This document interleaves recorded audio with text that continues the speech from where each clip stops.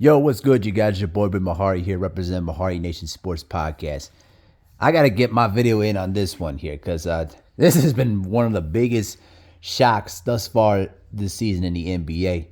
The departure of Adrian Griffin from the Milwaukee Bucks, and I've been watching things. I've been reading things all over social media and been reading some different articles and stuff like that.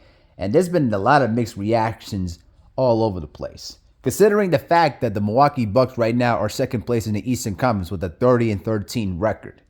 But when you've been watching a lot of basketball like I have, and watching a lot of the Milwaukee Bucks like I have a bit, you get to see what's been the issue with the Milwaukee Bucks. There have been several things that have been wrong with the Bucks. Despite the fact that they're still in the mix in the Eastern Conference, their record does not reflect how they play. And the way I look at the Milwaukee Bucks is that they've been inconsistent at times. And their defense, which has been their trademark for the last several seasons, has dipped significantly. When I got the news this afternoon when I came home from work that Adrian Griffin was fired, a part of me was kind of stunned and a little bit bewildered. But I had to reflect back that this is not the first time that we've seen this kind of move happen, during the season. Remember, in 2016, the Cleveland Cavaliers had a similar record to the Milwaukee Bucks, and they fired David Blatt. And I'm going to explain to you why they fired him in a second. But the way that I look at the whole situation of Milwaukee Bucks is simple as this. Adrian Griffin was losing the respect and losing the trust of the players. Anytime that I've been watching the Milwaukee Bucks this year, their defense has been sinking to a lower and lower level.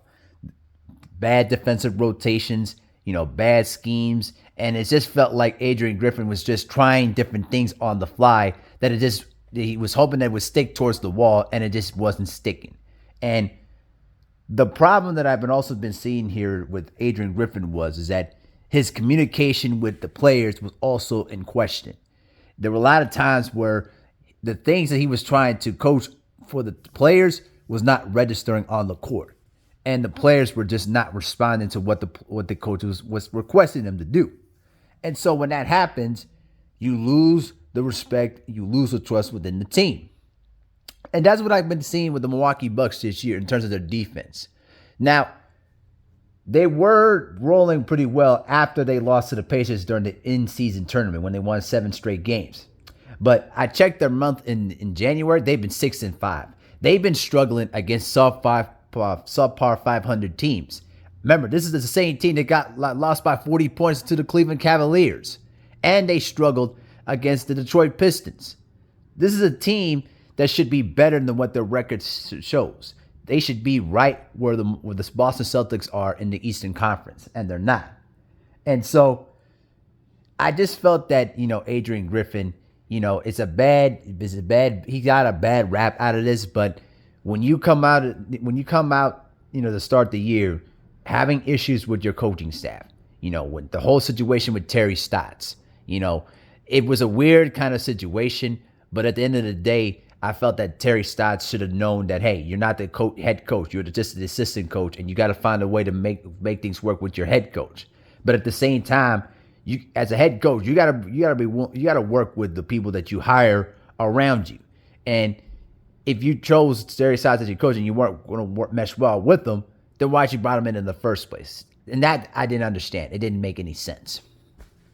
Then, as the season continued on, I just felt that the Milwaukee Bucks, with bringing in Damian Lillard and re-signing some of their key players, they should be well above.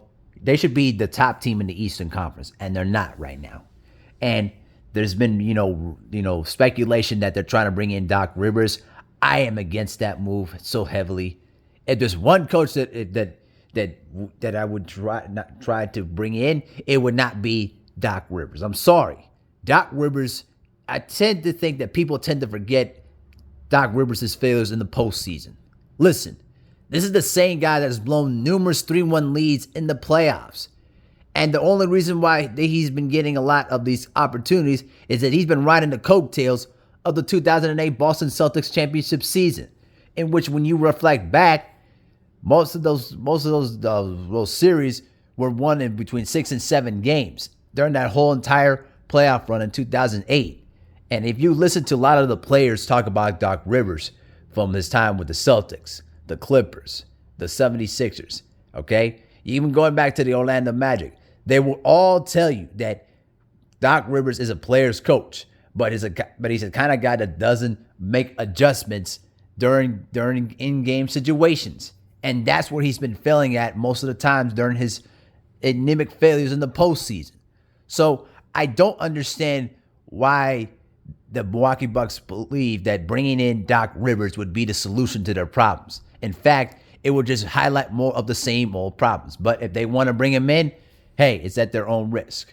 But it's not the first time that we've seen something like this before. As I alluded to you earlier, remember, the reason why David Blatt was fired in 2016 from Cleveland was that LeBron James just did not have any faith and trust in David Blatt dating back to last year, especially when LeBron James was pretty much putting his iron fist on the entire Cleveland organization, calling in his own substitutions, timeouts, requesting, certain trades just so that way that if he's had the opportunity to leave Cleveland, that they need to continue to do something to keep himself in Cleveland. All these different things, and it just felt like David Blatt was being undermined from the beginning. I wouldn't say it's the same thing like we saw in Milwaukee, but it kind of reeks familiarity to that situation. Not in the sense that Giannis was undermining, Adrian Griffin, but in the fact that Giannis was just not having faith in what Griffin was doing as a head coach. And I wanted Griffin to do well as his first time as a head coach. But when you lose trust in the players and when your record is still pretty good, but at the same time, the quality of the wins has not been good and your players are losing trust in you, it's going to force organizations to make decisions. It doesn't matter what type of record you have.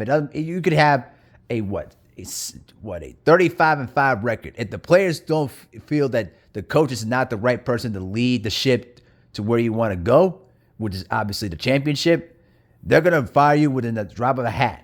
And that's what I felt that it was in the same situation when it came to Adrian Griffin. Now, I hope someday soon that he gets another opportunity, to coach another NBA team, because I think he got the bad end of the stick. But he will have to adjust certain things, especially as he gets another opportunity to become a head coach. He's going to have to at least bring in his own assistants that he can pretty much have some faith in to let them do their jobs, and also not try to experiment things on the fly. I was reading a lot of the reports that there were times during the game where he would just try different things that the players were just not comfortable in doing, and it just did not register through. And then he got into conflicts with Giannis. He got into conflicts with Bobby Portis.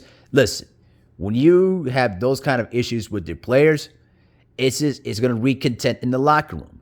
And so I think that the Milwaukee Bucks felt that it was just time to have a new face on the sideline to try to get the team into the right direction, which is winning another championship. And ever since 2011, they pretty much squandered opportunities to build on that championship year.